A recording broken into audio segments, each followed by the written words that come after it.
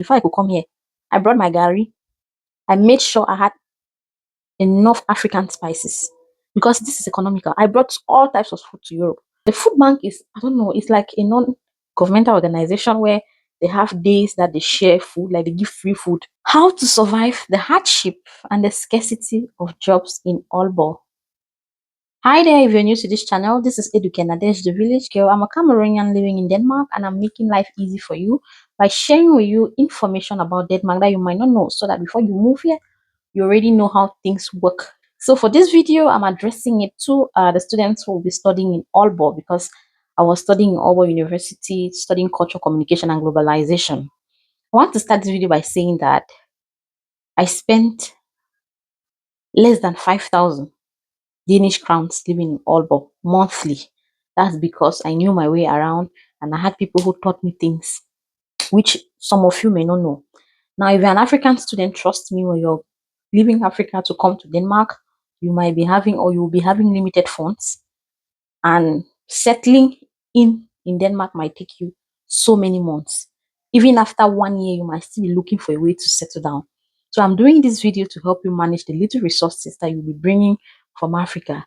Now, when you come to Denmark, especially Aalborg, you can spend like 6 months in Aalborg and you will not have any job to do. So how will you be feeding? How will you be paying your rent? And how will you be paying transportation and all of that? So this video is for you. Sit put, listen to what I have to say. Now, the very first way I want you to I want you to survive the hardship and the scarcity of jobs in Aalborg is by making sure that before you leave Africa, you should have a reasonable amount of money on you. Yes. Now, the thing is, when your visa will come out and the embassy will send your passport with your visa, you'll be so happy. Yeah, you'll be telling your friends when you reach Denmark, you work and send them money, family will be happy. And you forget that before coming here, you have to come with a lot of money. Mind you, you're coming to a place where you don't have a brother, you don't have a sister. You need to spend on a daily basis. You need to spend on transportation. You need to spend on accommodation. You need to spend on food and so many other things that you might not even know.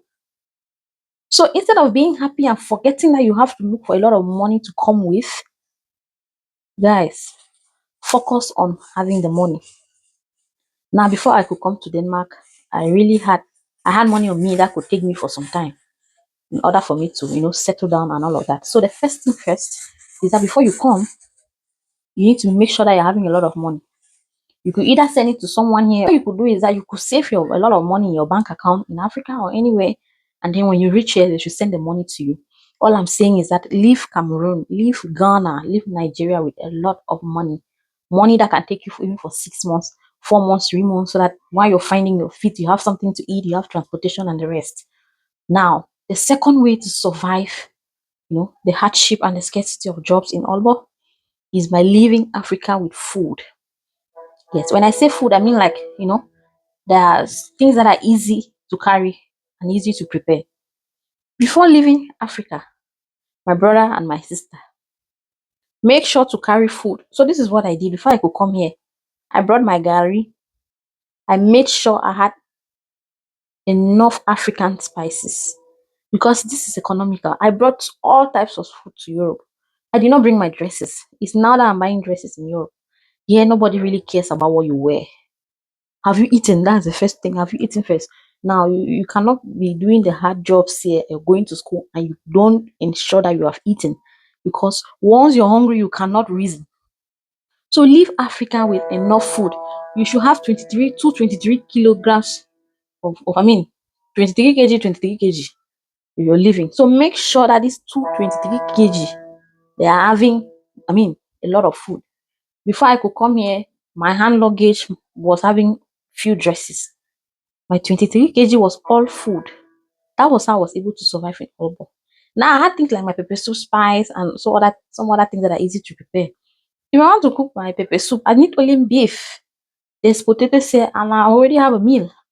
So before you leave Africa, forget about the dresses that you have in Africa. Come with food so that you'll be able to sustain yourself because food here is very expensive. You cannot start buying food here when you just arrive. You should buy things like maybe, groundnut oil and other things, not food.